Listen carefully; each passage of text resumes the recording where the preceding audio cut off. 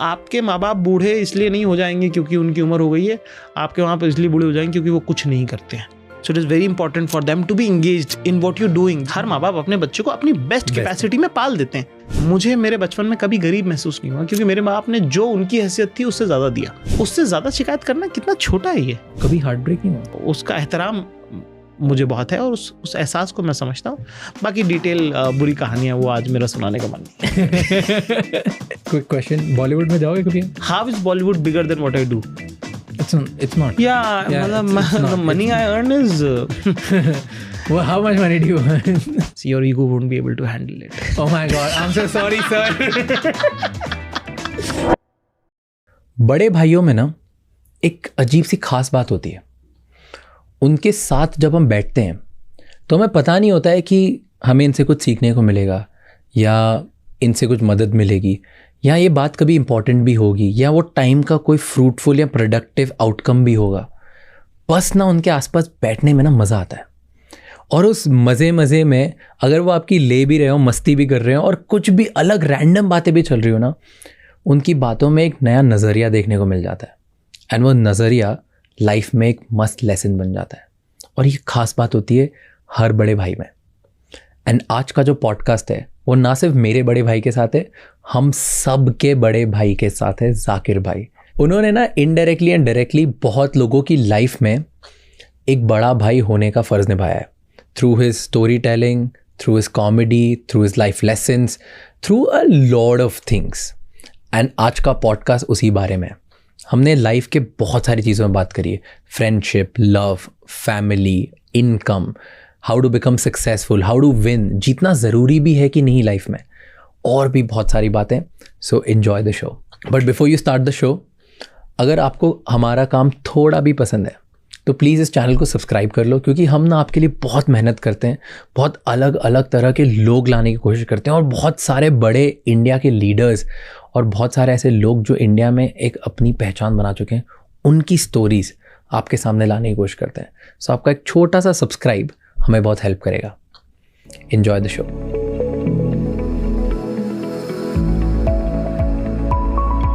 I am super excited और मैं बताता हूँ क्यों। क्योंकि डे 1 पे जब हमने पॉडकास्ट स्टार्ट किया था ना, तब से ऐसा था कि जाकिर भाई को पॉडकास्ट पे लाएंगे। और क्यों? सिर्फ एक रीज़न कि इंदौर से हो। दैट्स द, मतलब वो काफ़ी ऐसे अपनापन वाइब आता है ना। I don't know why we take credit, but we take credit. हमारी no, the credit goes to the city I have been brought up. और मैं जहाँ पला बड़ा हूँ, जिसकी गलियों, मैं अभी अपने इंदौर में किसी दोस्तों के भाइयों से, छोटे भाइयों से, इनसे मैं बहुत बात करता हूँ, तो मैं उनको ये बता रहा था कि अपना भंवर चौराहे की उस तरफ, ठीक है, और इधर देवास नाके तक, इसके इस पूरी पेरिफेरी के अंदर ये अपना बाईपास से लेकर और उधर अपना उस तरफ अन्नपूर्णा तक, ओके, ये पूरा शहर जो है, चारों इसके जो कोने हैं, हर रोड मेरी चली हुई है। क्या? गई हुई भी नहीं है।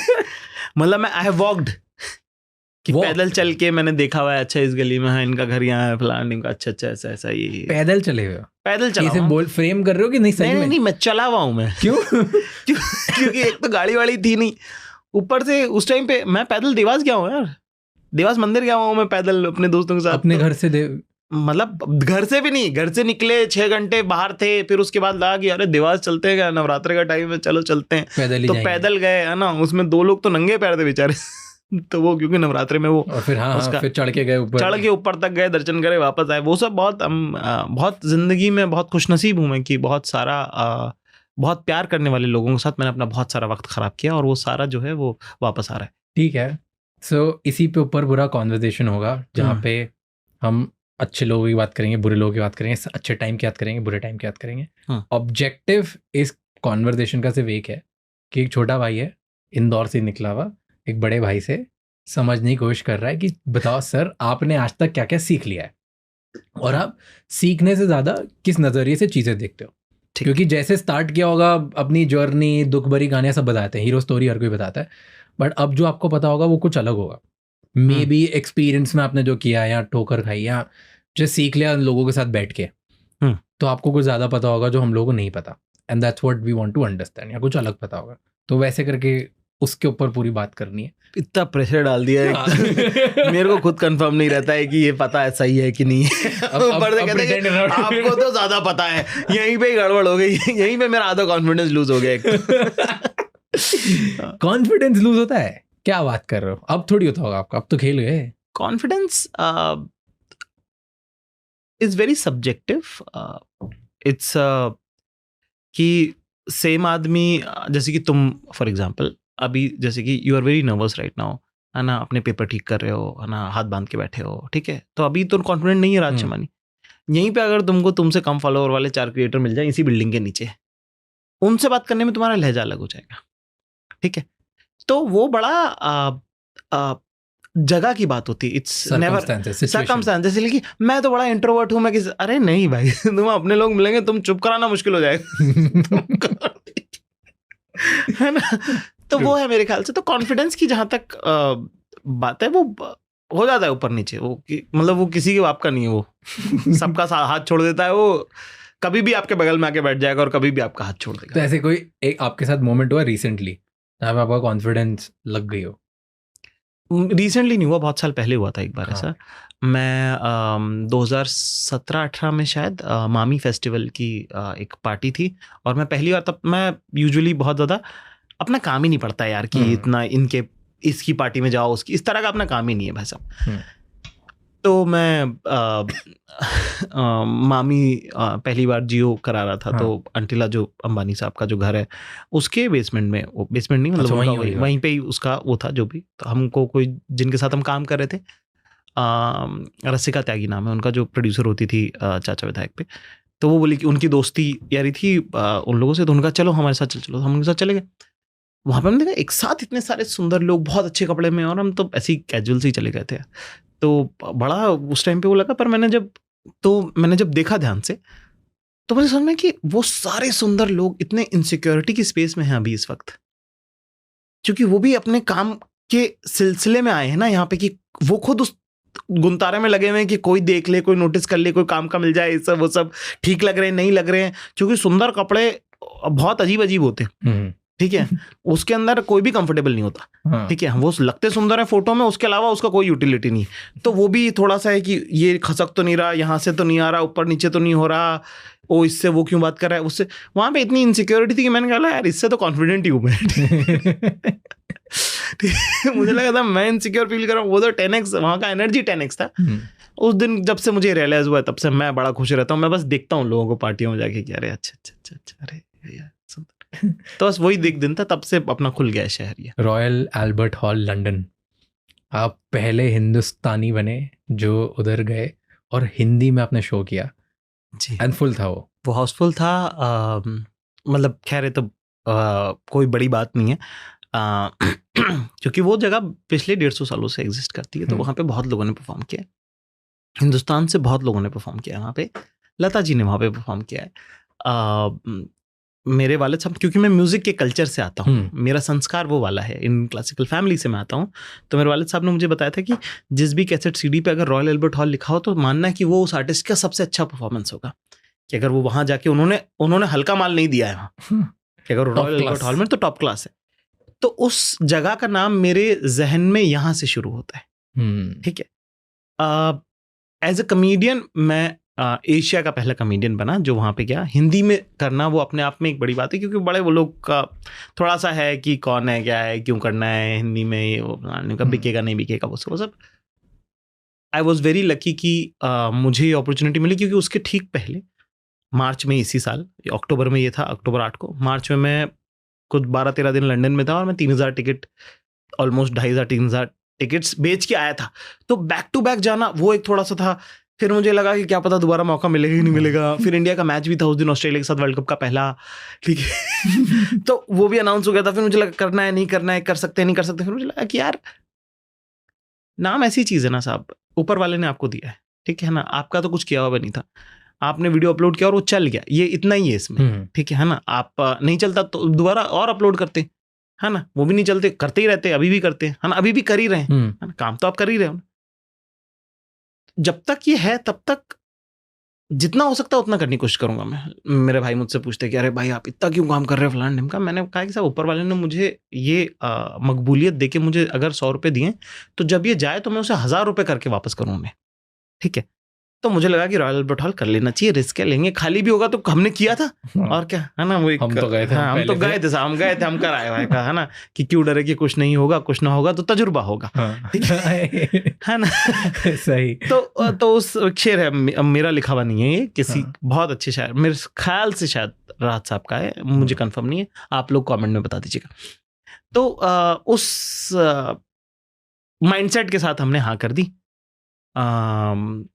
पता नहीं यार, बट वो बिग गया, हमने वहाँ पे, वहाँ के जो प्रमोटर्स थे उन्होंने यार बड़ा होर्डिंग लगवाया यार वहाँ पे, मतलब वहाँ का लेस्टर स्क्वायर, जो भी उसका नाम है यार, ठीक है ना, लेस्टर स्क्वायर, लेस्टर जो भी उसका नाम है, वहाँ पे साहब होर्डिंग लगा, ये सब हमको तो बड़ा, हमको बहुत मौज आती है सब। हम देखते हैं 3 जगह होर्डिंग लगाया साहब, ठीक है। एक मेरा जो पैतृक गाँव है राजस्थान में, वहाँ पे जो मेरे फोर फादर्स जहाँ से आते हैं वहाँ पे, इंदौर में रिगल चौराहा, मैं ना प्लानट प्रेसिडेंट नाम के होटल में काम करता था। प्लानट में हाँ, मैं सितार बजाता था वहाँ पे रेस्टोरेंट में, अब उसका नाम लेमन ट्री है ना, ठीक है। तो मैं 10th 11th 12th first year second year 1 2 3 4 5 साल मैंने वहाँ पे, बीच का 1 साल का गैप था, पर ऑलमोस्ट 4 साल मैंने वहाँ पे प्लानट प्रेसिडेंट में, मैं रेस्टोरेंट में, मैं म्यूजिक का कॉन्ट्रैक्ट मेरे पास था। तो वो तो रात को 11:30-12 बजे आप आ रहे हो तो शेयर ऑटो लेके जाना है, तो वहाँ पे मैं 4 साल उस चौराहे पे खड़ा रहा। उस चौराहे पे जब होर्डिंग लगा इंदौर का, जब शो किया, तो वो बहुत मेरे लिए प्राइसलेस मोमेंट था। प्राइसलेस भी नहीं है, एक लोग जब सक्सेस के बारे में बात करते हैं ना तो उनको ऐसा लगता है कि एक दिन ऐसा आया और सब पलट गया। वो एक दिन नहीं है, वो बहुत साल है उसमें, और वो बहुत थका, इट्स अ रेट्रोस्पेक्टिव फीलिंग कि पलट के देखोगे तो लगेगा कि हाँ सही हो गया था। और ना वो इट्स फिल्म थोड़ी है, जिंदगी तो जिंदगी है ना, फिल्म में बदलता है एक दिन में। फिल्म में होता है जब आप किसी को बोलते हो कि तुमने मेरे साथ गलत किया और वो तुमसे पलट के माफी मांगता है। असल जिंदगी में जब कोई आपसे गलत करता है आपके साथ, तो वो बस उसका एहसास होता है और वो ओवर द ईयर्स उसके बिहेवियर में रिफ्लेक्ट करता है कि उसको अपनी गलती का एहसास है।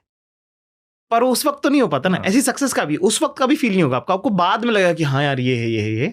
उसी तरह की फीलिंग रॉयल अल्बर्ट हॉल करके हमको आई कि जब हो रहा था तब तो हमको लगा था भाई शो करना है, शो है।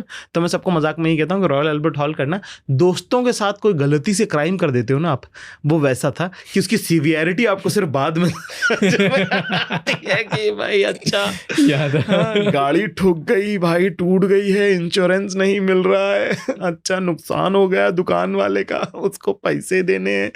तो वो वैसा वाला कि अच्छा, तो वो कितना बड़ा था कि 6000 लोगों का हाउसफुल होना, रॉयल अल्बर्ट हॉल में पहली बार होना, वहाँ का जो स्टाफ था जो कि गोरा था, जस्ट उनको सिर्फ फील मालूम है कि क्या हो रहा है, उनको लैंग्वेज भी नहीं पता, वो इमोशनल हो गए कि क्या हो रहा है भाई यहाँ पे। 20 मिनट का स्टैंडिंग ओवेशन। फिर हमने जब खत्म किया तो वहाँ से like one of the officers at Royal Albert Hall, he came back and he was like, he just wanted to tell you that you are the first Asian comedian to perform at Royal Albert Hall. And वो जब show खत्म हो गया, show खत्म होने के 1-1.5 घंटे तक हम लोग वहाँ पे खाना वाना हम लोग सबने वहीं किया। जैसे जैसे वक्त गुजरता गया वैसे वैसे उसकी सिवियरिटी फील होती गई कि ओ अच्छा ये हो रहा था, ये हो गया है, अच्छा कर दिया है क्या, ऐसे करके। पर बहुत अच्छा महसूस एकदम मेरे दिमाग में याद आ गई। आपने बोला था एक इंटरव्यू में या एक शो पे, जिस दिन मंडे 1 तारीख और न्यू ईयर एक साथ आ जाएगा, उस दिन हम जिम चले जाएंगे। तो नो कमेंट्स। प्रेशर मत बनाओ गाइस, सब लोग बहुत प्रेशर बना रहे हैं, मुझे रोज की 200 रीलें आ रही हैं इस बारे में और मैं नहीं जवाब दूंगा इसका, ठीक है। मैं 1 तारीख तक सोच रहा हूँ, मैं सोच के बताऊंगा, ओके गाइस। जिम का इनके घर के आसपास के सारे जिमों की प्लीज रिकमेंडेशन दे दो। मैं बिल्कुल मत भेजना मुझे, मैं 1 तारीख के पहले कोई बात जिम की नहीं करना चाहता हूँ, तब तक मुझे चैन से जीने दो। 1 तारीख पे बात करेंगे, तब अगर तुमने रील भेजी, मैंने देखी, मुझे मन हुआ तो मैं जा सकता हूँ, पर उसके पहले उस बारे में बात करके मेरा मूड नहीं खराब कर। सही। बट आपने फर्स्ट टाइम ना एक बात बोली थी अपार्ट फ्रॉम फन कि मैं आई am the most anti social media person. Yes. क्या मीनिंग है इसका बताओ मुझे सब लोगों के सामने। कि मैं क्रिकेट खेलता हूँ, ये तुमको मैंने बताया तो तुमको पता है? हाँ, नहीं पता था, मुझे लगता भी नहीं था, सोचा भी नहीं था कि क्रिकेट के फैन हो गए, खेलते हो गए, कोई मेरे को नहीं पता। ठीक है, क्रिकेट के फैन तो भी इंटरव्यूज में पता चला, और खेलते हो के नहीं पता था। तुमको पता, मेरे घर पे हर हफ्ते में कम से कम 2 बार जगराते होते हैं, रात भर की महफिलें होती हैं, ठीक है ना।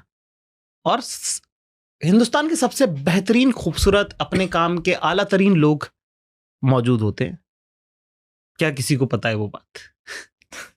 क्या मालूम है? वो मेरी तैयारी का वक्त है। बताओ थोड़ा। जगराता तो वैसे तो साहब माता की चौकी जगराता वो लगता है, तो उसका एक कहने का तरीका है बस। वो जगराता है कि हमारे घर पे साहब ये कहावत है कि साहब हमारे घर का नाम बैंड्रा हॉस्टल है। बैंड्रा हॉस्टल, हाँ बैंड्रा हॉस्टल है हमारे घर का नाम। और हॉस्टल का कैसा रूल है, हॉस्टल में तो रात को भी सोता नहीं, ठीक है, और खाना और बिस्तर आपको मिलेगा कभी भी, ठीक है ना। और हॉस्टलर्स हैं लोग, बहुत सारे लोग हैं जो हॉस्टलर्स हैं, ठीक है। तो हमारे घर पे साहब ऐसा है कि आप आ जाइए, और हम भी किसी को नहीं रोकते कि आप जाइए, हम भी किसी को नहीं बोलते कि रुकिए, पर आप देखोगे कि आप आओगे 10:30-11 बजे के आसपास, और 1-1.5 घंटे आप हमसे बात करोगे, कहानी किससे, ये सब, एक बार ऐसा होता वैसा होता, ये सब वो सब, और आप बोलोगे चलो ठीक है मैं निकलता हूँ, और आप देखोगे कि सुबह 6:30 बज रहा होगा। ये जगराता। ओके। तो ये है। तो हम जिन लोगों से मिलते हैं, जिनसे जो हमारे घर आते जाते हैं, जैसे कि दिवाली का हमारा बेसिक ये है कि दिवाली पे हमारे घर पे ही हम प्रोग्राम रखते हैं दिवाली पे, क्योंकि वही छोटे भाई बड़े भाई जैसी वाली बात है कि बहुत सारे लोग हैं जिनसे बड़ा प्रेम है हमको, है ना, जो खुद हम में अपना घर ढूंढते हैं, ठीक है। हम खुद अगर दिवाली पे कहीं और चले जाएंगे तो फिर वो लोग कहाँ जाएंगे जो घर नहीं जा पाए, जो अभी किन्हीं कारणों से नहीं मिल पाए। या बहुत सारे लोग ना दिवाली पे तैयार तो होकर बैठ रहे थे, उनको लगता है कोई बुला ले तो चले जाएंगे। तो फिर हमने 2 साल पहले ये डिसाइड किया कि हम वो बनेंगे कि घर पे हमेशा सीन है, घर पे हमेशा दिवाली पे, हर त्योहार पे घर पे है, तो तुम लोग आ जाओ सब यहाँ पे। तो वहाँ पे सब तरह के लोग आते हैं, बहुत मशहूर भी होते हैं कुछ लोग हमारे दोस्त होते हैं जिनसे हम बहुत प्यार करते हैं, जो हम पिछले 12-14 सालों से जानते हैं उनको, वो भी होते हैं। और बड़े ज़हीन लोग हैं वो, उनका नाम नहीं तो उसका मतलब नहीं कि वो छोटे लोग हैं, उनका काम नहीं चल रहा इसका मतलब ये नहीं कि छोटे लोग, वो हमारे दोस्त हैं और हर इंसान की बहुत अहमियत है हमारी ज़िंदगी, वो सब लोग आते हैं। तो अभी किसी ने बोला कि अरे नीचे फोटोग्राफर बुला लेनी चाहिए थी आपकी पार्टी। मैंने कहा नहीं चाहिए भाई, घर है, घर आता है आदमी थोड़ी फोटो खिंचवाना चाहता है ना, वो मेरा नहीं उनका भी घर है। तो हम उस तरह की माइंडसेट से अभी हम रहते हैं, कल को बदल जाए तो भाई मेरी गारंटी, ठीक है ना। तो उस तरह के माइंडसेट से हम अभी रहते हैं और हमको सुंदर लगता है, हमको पसंद है, वो अच्छा लगता है मेरे को वैसा। तो इसलिए भी और मेरे लाइफ में क्या होता है, ये किसी को मतलब मुझे लगता है नहीं कि ज़रूरी है बताना मैं यहाँ जा रहा हूँ। मैंने कभी नहीं डाला, सॉरी गाइज मैं 4 दिन तक कुछ मैं कंटेंट नहीं डाल पाया, उसके लिए मुझे मैं 2018 में नवंबर में मेरा स्पेशल आया था, उसके बाद 2020 में 4 साल, खैर कोविड भी बीच में हो गया, पर 4 साल बाद मैंने नहीं डाला, सॉरी गाइज मेरा स्पेशल आने में लेट हो गया। अभी 1 साल में आ रहा है दोबारा मनपसंद, तो मैं ये भी नहीं किया कि गाइज आपको पता है कि आप कितने मेरा काम है, मैं करता हूँ, उन तक पहुंचता है, वो बहुत अच्छी बात है। They are interested in the things I do, things I learn, come process them and then come out and say कि यार मुझे अभी मैंने ये सीखा है, ये हुआ है, ठीक है। तो मैं उसी संस्कार से रहता हूं, तो इसीलिए मैं ये बात कहता हूं कि I am the most unsocial social media person. I want to be a story teller, that's all I have ever dreamed of, all I want to do is that. मेरे को ना टीचर बनना है एक टाइम पे, and I think stories बहुत सही तरीका होता है तुम किसी को कुछ भी पढ़ाने के लिए, और वो कुछ भी हो सकता है, it can be subject matter, it can be advice, it can be relationship किसी को। तो आप भी, मुझे लगता है आप स्टोरी टेलर हो बहुत strong, more than a comedian. तो स्टोरी टेलर, और आपने कल एक बात बोली कि दुनिया को स्टोरी टेलिंग की वैल्यू नहीं पता। हाँ, नहीं पता उनको, राइट। उनको लगता नहीं है कि स्टोरी टेलिंग एक ऐसी स्किल है जो अगर सीख ली तो उसके कितने फायदे होंगे। Something on those ground you said, maybe I'm reframing it wrong. नहीं बिल्कुल कहा तो यही बात कही थी, ऐसे नहीं कही थी पर कही तो यही बात। हाँ, तो क्यों ऐसा बोला आपने, क्यों?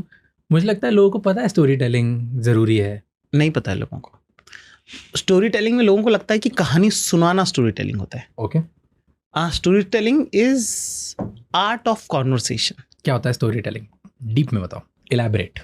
अब स्टोरी टेलिंग 2 हिस्से होते हैं। मैं कॉमिक्सतान में भी मैंने ये बात कही थी कि कहानी और किस्सा अलग अलग होता है ना। कहानी होती है साहब कि मैंने ज़िंदगी कैसी जी, राज निकले इंदौर से और उन्होंने बम्बई में कैसे चीज़ें अचीव करी और पॉडकास्ट शुरू किया, और ये एक कहानी है। किस्सा है कल जब हम मिले क्रिकेट पे, है ना। ये 2 हिस्से हैं स्टोरी टेलिंग के, ठीक है। कहानी एंड किस्सा, कहानी और किस्सा।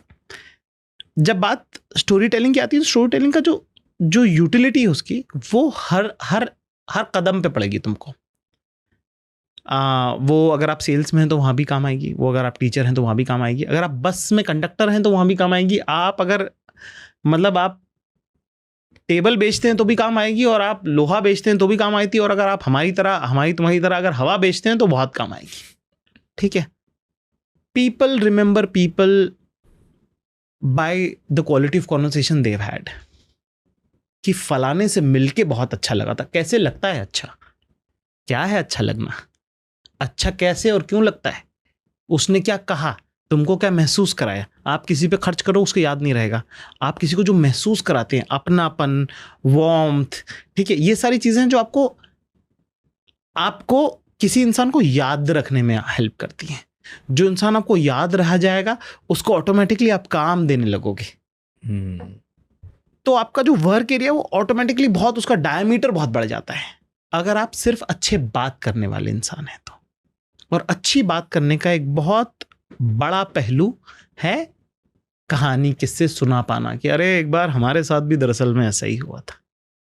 ठीक है, जब आप इस अंदाज में किसी को एक बात कहते हो और वो जब कहानी सुनता है आपकी और वो बड़ा मुतासिर होता है और वो कुछ लेके जाता है अपने साथ।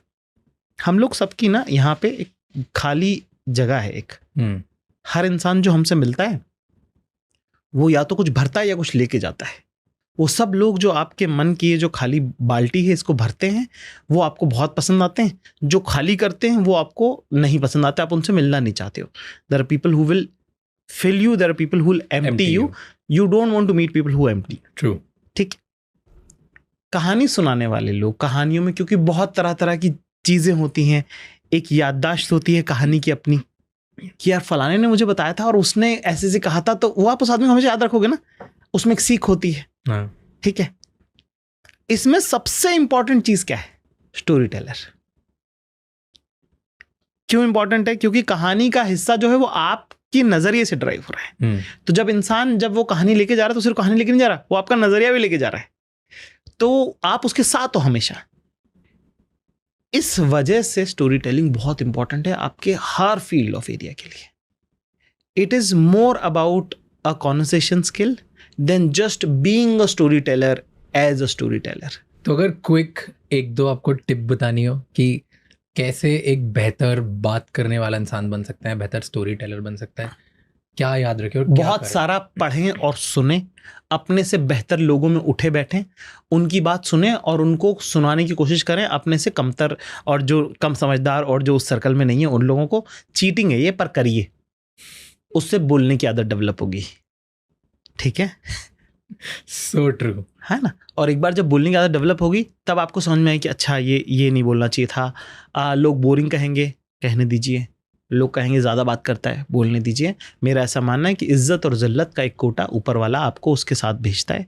जितनी जल्दी आप उस ज़िल्लत के कोटे को ख़त्म कर देंगे उसके बाद तो साहब मौज ही मौज है। तो आप बस बात करने की प्रैक्टिस करिए। जिन लोगों को ढंग से स्टोरी टेलिंग नहीं आती, ठीक है, वो काफ़ी लोनली फील करते हैं क्योंकि ज़्यादा उनके दोस्त नहीं बन पाते या खुद में अंडर कॉन्फिडेंट रहते हैं, राइट। बट जिनको आती है, जैसे आपको कभी ऐसा होता है लोनलीनेस फील करते हो? Do you feel that? Have you ever felt loneliness in your life? No, I have not actually. हमेशा लोग कभी नहीं फील किया? नहीं यार। नहीं, मैं एक क्वेश्चन क्यों पूछ रहा हूँ, क्योंकि है ना, मैं अभी एक ट्रेंड पढ़ रहा था जहाँ पे अंडर द एज ऑफ 30 जो अभी लोग हैं, इनका 61% इंक्रीज हुआ है जिनको लगता है कि वो खुद में लोनली है। हाँ, ओवरऑल जनरेशन को ऐसा लगने लगा कि हम बहुत लोनली हैं, राइट। तो मैं इसलिए पूछ रहा था कि अगर किसी को इसका एक जवाब है मेरे पास। Self pity is the best luxury human being can have. ठीक है।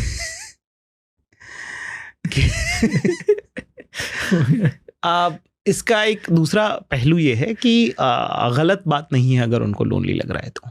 ठीक है, बस आप ये देख लीजिए कि क्या आप इसको क्यूरेट तो नहीं कर रहे अपनी लाइफ में। ठीक है, बहुत बार हम दुखी होने की एक्टिंग भी कर रहे होते हैं, स्पेशली जब हम टीनेज से गुजर रहे थे, क्योंकि हमने देखा था फिल्मों में कि दुखी होते हैं तो ऐसा करते हैं, तो हमने अपनी तरफ से वही सब करने की कोशिश करी कि अब दुख आ गया, अब अगर किसी लड़की ने मना कर दिया तो अब मुझे फैल जाना है, जबकि मुझे बुरा लग भी नहीं रहा उतना। You are not sad, you are pretending to be sad. ठीक है, उस वक्त अगर वो मुझसे पूछेगा क्या तुम दुखी हो, मैं कहा भाई आसमान फट गया, मर गए हैं भाई। ठीक है ना। पर जब जीवन में दुख आए तब पता चला कि अरे दुख तो ये है भाई वो थोड़ी था, है ना। पर वो जब तक सब और बुरा वक्त नहीं आएगा तब तक आपको पिछले बुरे वक्त का अंदाजा नहीं होगा कि ये कितना बुरा था। तो ये उस तरह की बात है। और हाँ, एक सोशल मीडिया और जो जिस तरह की डे एंड एज में हम जी रहे हैं उसके अंदर लोनलीनेस फील करना कोई गलत कोई बड़ी बात नहीं कि 61% लोगों को अकेला तन्हा लग रहा है। मैंने पिछले अभी 3 हफ्ते पहले ही एक नज़्म लिखी थी इसके बारे में कि भाई तुमको लगता है तो सबको लगता है, ये इसी डेटा पॉइंट पे कि बहुत सारे लोग हैं। और ये कितनी सुंदर बात है कि अगर सब सोचो, इस सब 61% लोगों को अगर बात करना आता होता तो ये आपस में बात नहीं कर लेते। सही है। इसलिए बोलता हूँ कि इस दुनिया को story telling, art of conversation की बहुत ज़रूरत है और उनको रियलाइजेशन नहीं है उसका कि वो कितनी इंपॉर्टेंट है। हाँ यार, क्योंकि अगर आप इसको ब्रेक डाउन करो तो क्या सही बात बोली आपने। बिकॉज मेजॉरिटी, मतलब कुछ जो रियल लोनलीनेस के केसेस होंगे उनको अगर छोड़ दो तो मेजॉरिटी जो लोग हैं उनको लोनलीनेस फील ही शायद 3 रीज़न की वजह से करता है। या तो मैं मिसअंडरस्टूड हूँ, मुझे कोई समझ नहीं पा रहा है, ठीक है, या तो मुझे बोलना नहीं आ रहा है जो मुझे फील हो रहा है, जो फील हो रहा है, ठीक है, और यहाँ मेरे आसपास बहुत लोग हैं लेकिन मेरी उनसे इतनी डीप रिलेशनशिप नहीं कि मैं उनसे कुछ बता पाऊँ और बात शेयर कर पाऊँ। डीप रिलेशन कैसे बनेगी? बातों से। हाँ, मैं वही बोल रहा हूँ, मिसअंडरस्टैंडिंग कैसे क्लियर होगी? अच्छी बातों से। तो वही, क्योंकि शायद इन तीनों रीजंस की वजह से ही लोगों को थोड़ा लोनलेस फील होता है कि मुझे कोई समझ नहीं रहा है, मेरे लिए कोई है नहीं, और कोई है भी तो मैं उनको शायद समझा नहीं पा रहा हूँ। और इन सबका जड़ है कि क्या मैं लोगों से अच्छे से बात कर पा रहा हूँ, क्या मैं उनके साथ बेहतर महसूस कर पा रहा हूँ और उनको अच्छा महसूस करवा पा रहा हूँ। और ये सीख लिया तो खेल है उसमें दोस्त। 2 जीवन में एक ये पार्ट है, एक है सिक्योरिटी। अगर आप सिक्योर फील करते हो अपने स्पेस में, आपका दुनिया से देखने का, मिलने का, बात करने का नज़रिया ही अलग होगा। अलग दुनिया है वो, ठीक है। अगर आप इनसिक्योर हो, वो अलग दुनिया है। दिन और रात का फ़र्क है इन दुनियाओं में। अगर आप सिक्योर हो तो आपका बिहेवियर, आपकी चाल अलग होगी, आपका बात करने का, मिलने जुलने का तरीका, पार्टी में खड़े रहने का तरीका अलग होगा। अगर आप इनसिक्योर हो, आपकी चाल, मिलने जुलने का तरीका, आपकी बातचीत, आप जो लोगों से कहोगे वो एकदम अलग होगा। मेरा एक छोटा सा एक आइडिया है जो मुझे बहुत हेल्प करता है इस तरह की सिचुएशन में, कि that is student Zakir Khan. कि कुछ लोग होंगे जिनसे आप सीख ही रहे हो, जिनसे आप मिले उसी। दूसरा, मैं बहुत फैन हूं। तो जब हम अपने आसपास के लोगों में बड़े बनते हैं तो वो लास्टिक की तरह जब आप खींचते हो अपने आप को, तो छोटा बनना भी आना चाहिए। इनसिक्योरिटी तब आपको होगी जब आप बड़े तो बन गए, क्योंकि आप प्रोजेक्ट, प्रॉब्लम क्या है, आप अपनी साइज से ज्यादा प्रोजेक्ट कर रहे हो, क्योंकि आपको अंदर से मालूम है कि आपका साइज तो उतना बड़ा है नहीं। अब ऑटोमेटिकली अगर आपसे कोई ज्यादा पॉपुलर फिगर आ जाएगा तो आपको लग रहा है कि इसको तो मेरा दिख जाएगा, साइज इतना बड़ा नहीं है, ठीक है, ये होगी इनसिक्योरिटी। पर अगर मैं अपनी साइज पे ही चलूं, जो कि बड़ा ही है तेरे दोस्तों के हिसाब से, है ना, ठीक है, तुम्हारे दोस्तों के हिसाब से बड़ा है वो, ठीक है ना, अपने से बेहतर लोगों में छोटा हो जाना, ये हमने हमारी मम्मी से सीखा है। ये संस्कार मेरे को मेरी माँ से मिला है ना, ये उनकी परवरिश में मेरे हिस्से आता है, और ये मुझे बहुत फायदा मिला है इस बात का, जिसकी वजह से मैं अपना करता हूँ अपनी काम में, ठीक है। साहब कोई किताब लिखता है, कोई, अब जैसे ये कप है, ये कप किसी आर्टिस्ट ने बनाया है, ठीक है, इसका जो घुमाव है, ये जैसे चिपका है, ये जैसा बना है, ये बस ऊपर वाले का निजाम है कि हम जो काम करते हैं उसकी बड़ी तारीफ है और इनकी नहीं है। एक दौर आएगा जब इसकी बड़ी तारीफ होगी, ठीक है। तो ये कोई बड़ी बात नहीं जो हम काम करते हैं उसके अंदर। तो उसके अंदर किसी से सीख लेना, सुन लेना, किसी से पूछ लेना, जाके मिल लेना, ये सब, मैं इससे बड़ा इनहिबिशन फ्री हूं इन चीजों से। ये भी मुझे बड़ा सिक्योरिटी देता है। उसकी एक बड़ी बात यह है कि मैं अपने काम में बहुत अच्छा हूं। तो मुझे मालूम है कि किसी भी दिन मेरे आ जाना मेरे इलाके में, तब देख लेना वो भाई की चलती है उधर तो पर तुम्हारे मोहल्ले में तुम्हारी बहुत चलती है, एंड आई रिस्पेक्ट दैट, ठीक है। तो एक कोई कि एक स्टूडेंट हो जाना, फैन हो जाना किसी का, वो इतना सुंदर है, इतना मुझे लाइक जब लोगों को बहुत संकोच होता है किसी की तारीफ करने में, और ये इतना सैड है। It just breaks my heart when people don't walk to their favourite artist. जब अपने पसंदीदा शायर को, कमेडियन को, राइटर को, आर्टिस्ट को, क्रिएटर को जब लोग आके जाके नहीं बोल पाते ना कि हमको तुम्हारा काम बहुत पसंद है, इतनी शर्म की बात है ये। It's heart breaking.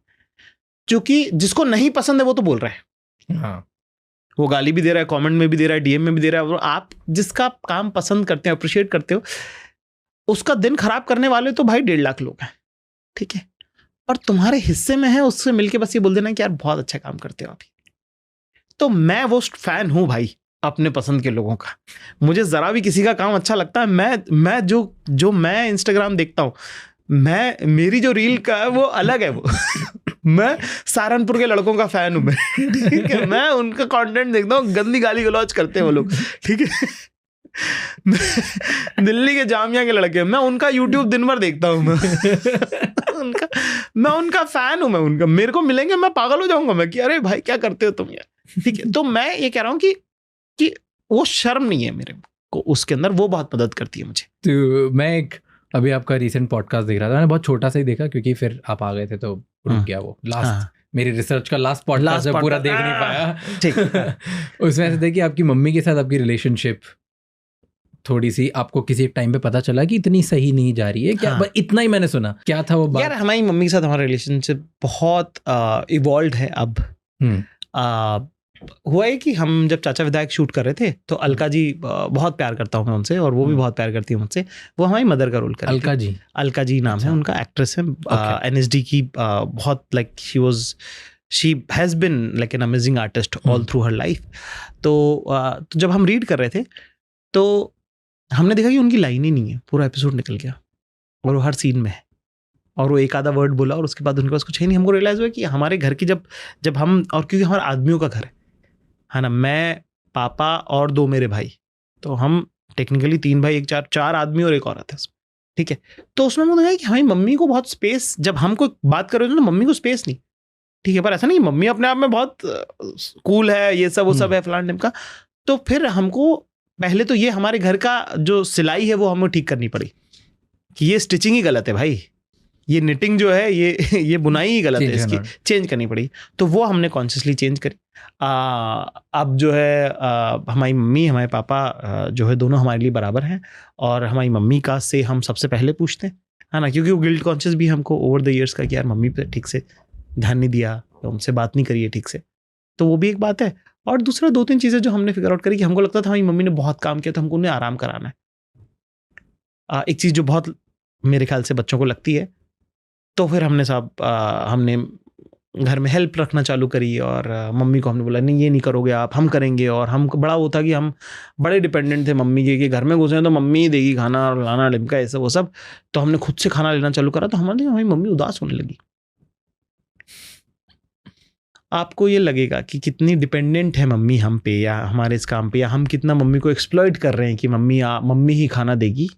पर हम सब ये रियलाइज़ नहीं करते कि हमारी मम्मी बहुत पावर भी ड्राइव करती है उस जगह से, उनका काम ही वही है घर में। तो जैसे ही हमको ये रियलाइज़ हुआ तो हमने वो बात छोड़ दी।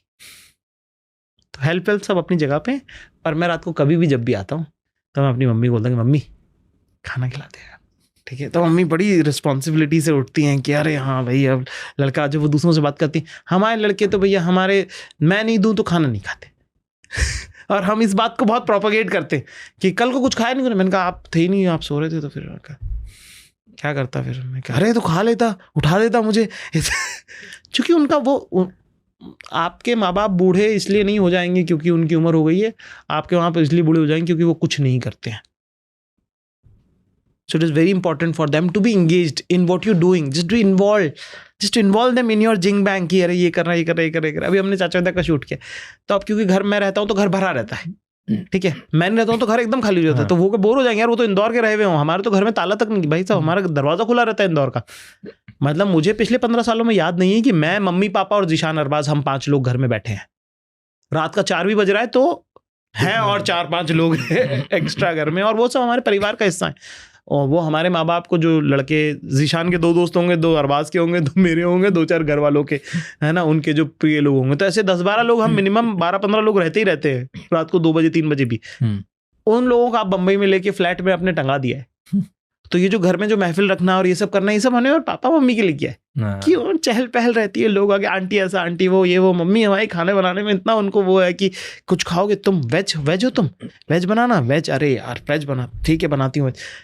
तो इतना एंगेजमेंट उनका इतना अच्छा रहता है और उनका हमको इतना पसंद है और उसका असर उनकी सेहत पे दिखता है, उसका असर, क्योंकि अब जो काम कर रही है वो सारा ऑप्शनल है। हाँ, अब वो वाला प्रॉब्लम नहीं है कि भाई साहब पोछा भी लगाना, वो नहीं करेंगे तो नहीं होगा, काम तो सारा हो जाएगा, बहुत हेल्प है घर में। और उनको इन्वॉल्व करना अपने सिस्टम में। जब ट्रायल चल रहा होता है हमारा कॉस्ट्यूम का कि ये कपड़े अच्छे कि नहीं अच्छे हैं, है ना, सब स्टाइलिस्ट हैं, बहुत पैसे लगते हैं, है ना, 10 ज़हीन लोग हैं हमारी जान पहचान में, ग्रुप में, सर्कल में, एक्टर्स हैं, एक्ट्रेसेस हैं, है ना, ये सब लोग बताने वाले बहुत लोग हैं हमको।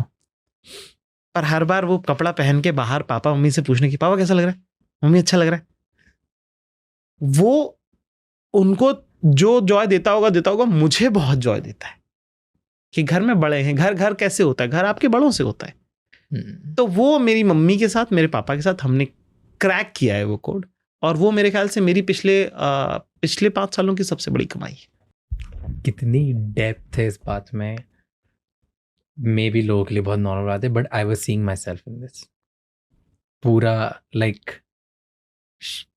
बहुत टाइम हुआ है मैंने कभी, पता नहीं, मेरे लिए बहुत इमोशनल बात है, I just don't know why, मेरे को, क्योंकि ना मेरे it's true, yeah, sorry,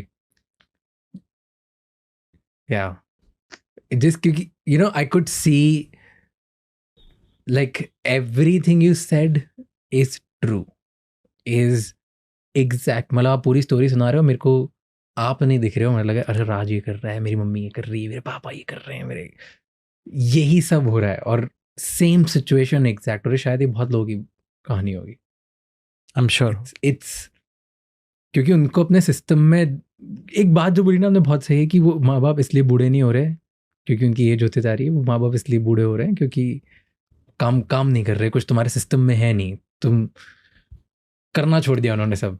एक just little happiness, just be part of, make them part of it, like, और कॉस्ट्यूम सही पहनोगे आप, बताने के लिए 10 लोग, just involve them, just it's very basic, just keep them in the system. Even अब video है, कच्चा वीडियो भेज दिया है ना, कुछ फीडबैक नहीं है उनके पास, पर द जॉय ऑफ कि अरे राज का वीडियो आ गया यार, देखना पड़ेगा भाई।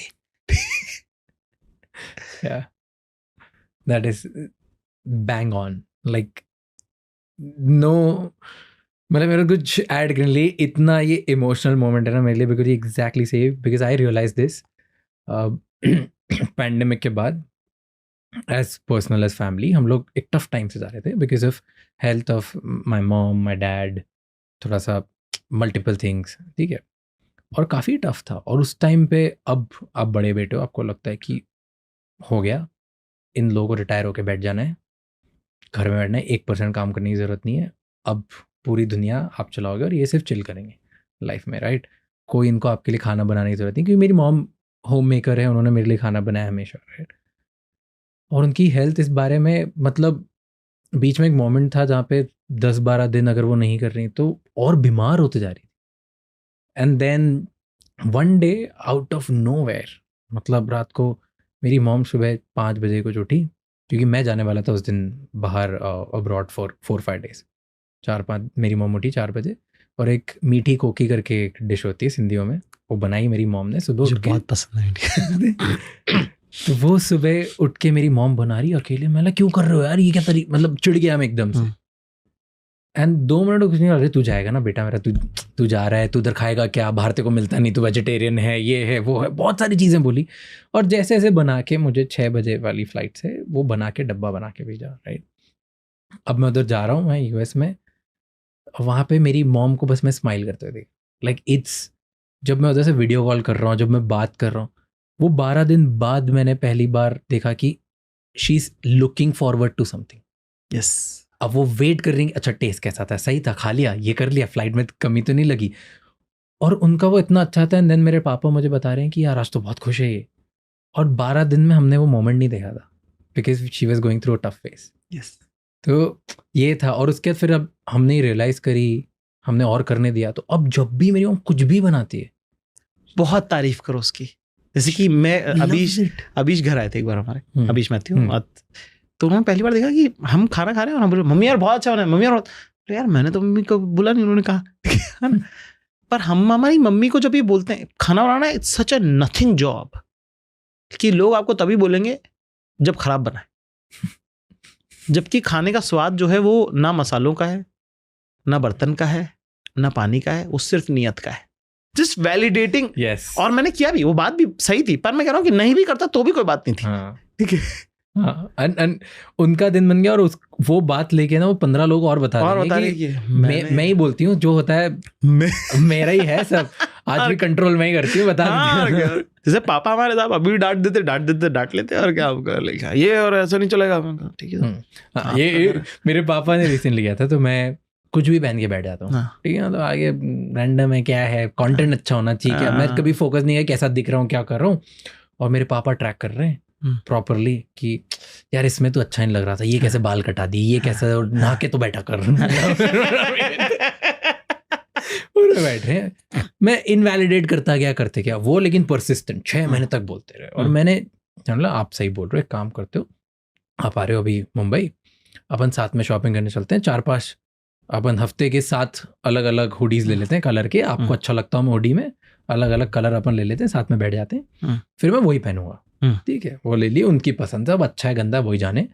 लेकिन जब से वो कर दिया है, कम से कम 4 बार तो उन्होंने मेरे सामने ही बोल दी किसी को कि देख अब देख कितना बढ़िया लग रहा है।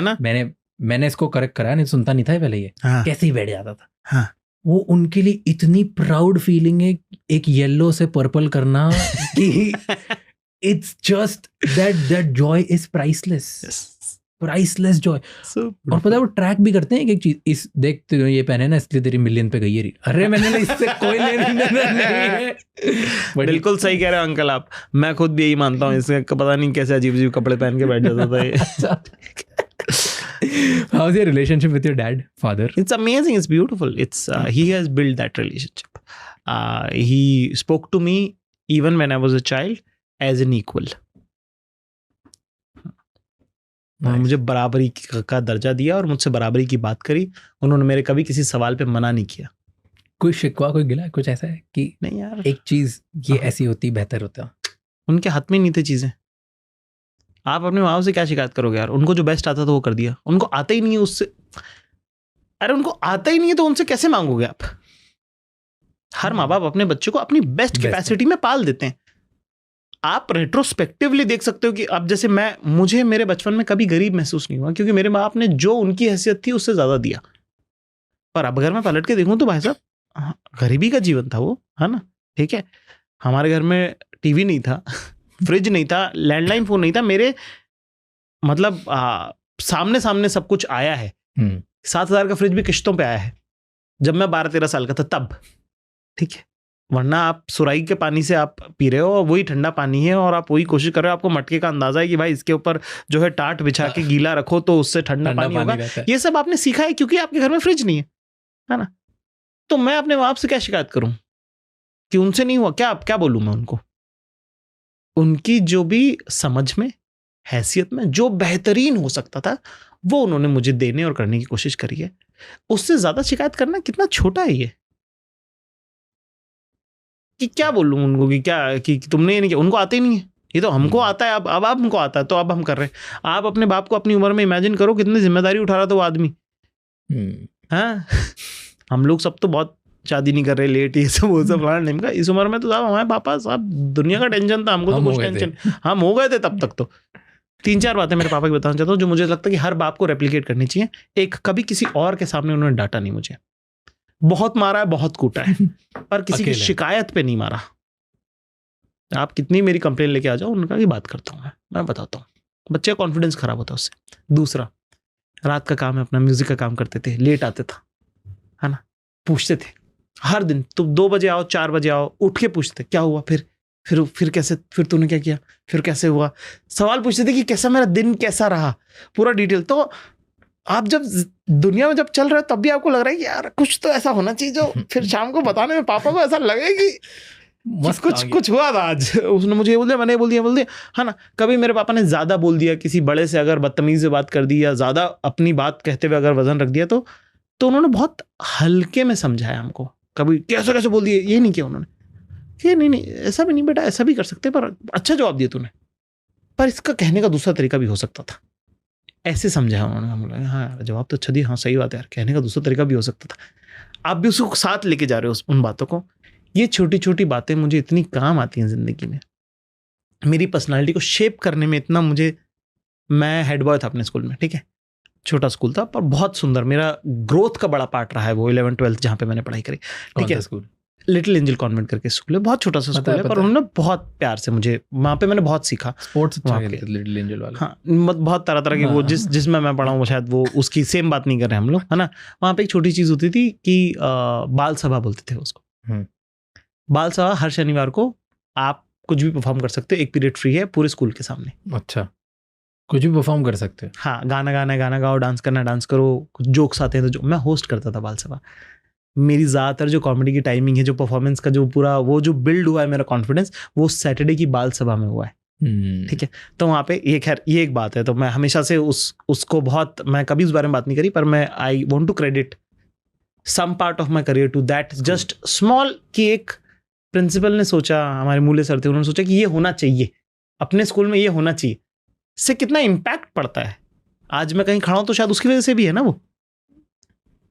तो मैं हेड बॉय था अपने स्कूल का, तो मैंने 12th में कुछ तो मेरी लड़ाई हो गई अपने दोस्तों से, ये सब मैंने रिज़ाइन कर दिया फ्रॉम हेड बॉय। क्या ही फ़र्क पड़ता है।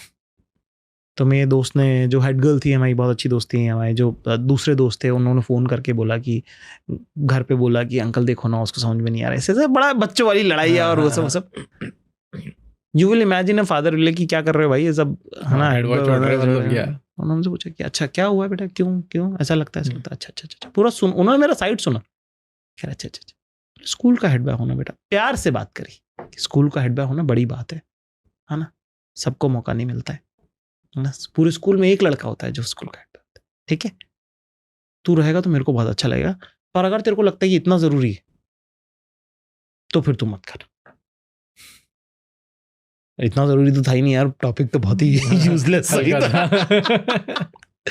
तो वही बात जब मैं अपने छोटे भाइयों से बात करता हूँ, जब मैं अपने दोस्तों से बात करता हूँ, जब मुझे कोई सलाह देनी होती है तो मैं ऐसे ही देता हूँ उनको कि मुझे तो ये लगता है, बाकी उस सिचुएशन में तू है, तू देख ले तेरे को क्या ठीक लग रहा है, तू गलत भी करेगा तो भी मैं तेरे साथ हूँ।